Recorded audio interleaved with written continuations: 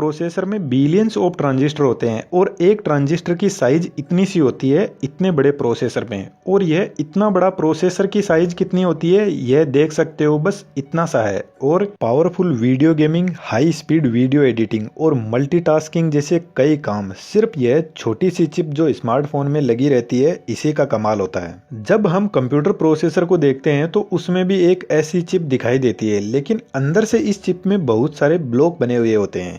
जिस तरीके से ह्यूमन ब्रेन कई सारे हिस्सों में डिवाइड रहता है, जिनमें से कुछ मेमोरी पार्ट होते हैं, कुछ एक्टिविटी कंट्रोल करता है जैसे हाथ पैर आइज कंट्रोल करना, बोलना, यह सब। ठीक उसी तरीके से प्रोसेसर हर एक प्रोसेस को अलग तरीके से कंट्रोल करता है। जिस ब्लॉक में प्रोसेसर के नॉर्मल ऑपरेशन परफॉर्म होते हैं लाइक कॉलिंग, टेक्स्ट मैसेज, वहां पर हाई परफॉर्मिंग टास्क जैसे गेमिंग, एडिटिंग ऐसे काम नहीं हो सकते। इसी वजह से आजकल स्मार्टफोन की हाई परफॉर्मेंस भी आती है और बैटरी बैकअप भी अच्छा आता है, क्योंकि प्रोसेसर को डिवाइड कर दिया गया। जब हाई परफॉर्मेंस के काम करते हैं तो बिग सीपीयू काम करता है, इसमें बड़ी कोर होती है और यह पावर भी ज्यादा कंज्यूम करता है। नॉर्मल कामों के लिए एक छोटा सीपीयू होता है जिसमें छोटी कोर होती है और पावर भी कम कंज्यूम करता है। कोर क्या होती है अभी आपको आगे अच्छे से समझ में आ जाएगा। सबसे पहले बेसिक टर्मिनोलॉजी समझ लेते हैं। स्मार्टफोन का प्रोसेसर और कंप्यूटर प्रोसेसर की वर्किंग सेम ही होती है, लेकिन इनकी डिजाइनिंग अलग अलग होती है। स्मार्टफोन का प्रोसेसर हाई एनर्जी एफिशिएंट होना चाहिए, जबकि कंप्यूटर का प्रोसेसर हाई परफॉर्मेंस का होना चाहिए।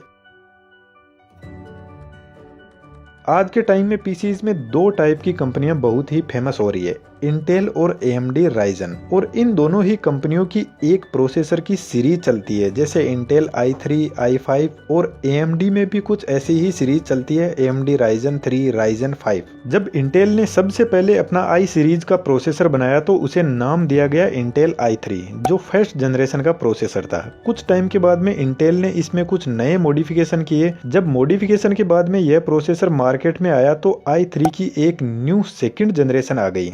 जब थोड़े और मॉडिफिकेशन किए गए तो फिर से एक न्यू जनरेशन आ गई और इस तरीके से i3 प्रोसेसर में एक के बाद में एक जनरेशन आती गई।